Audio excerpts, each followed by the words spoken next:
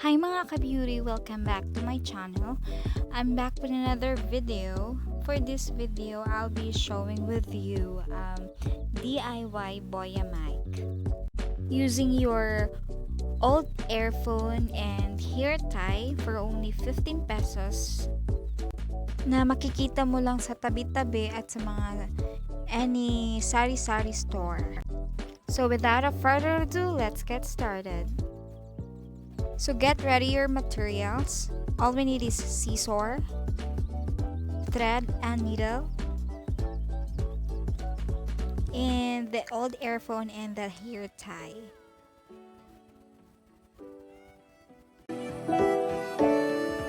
First thing to do is cut the hair tie and put the earphone in the foam para mag-form siya ng circle, and sew it, and then try to form a circle and put the earphone and make sure the mic will be nasa center.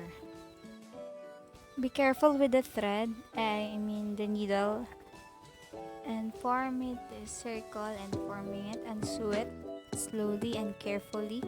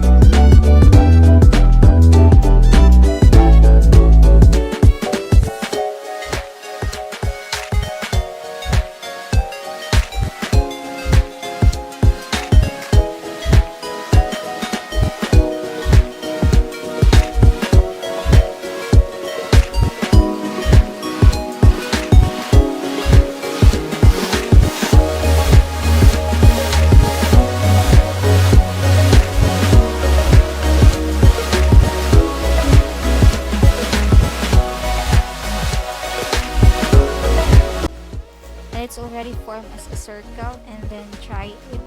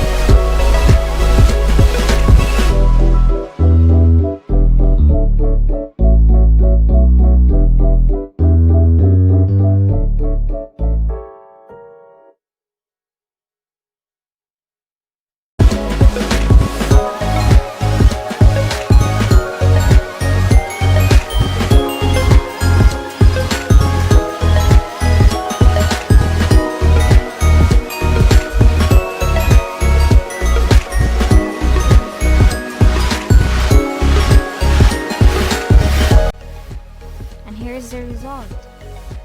Tripod with an old earphone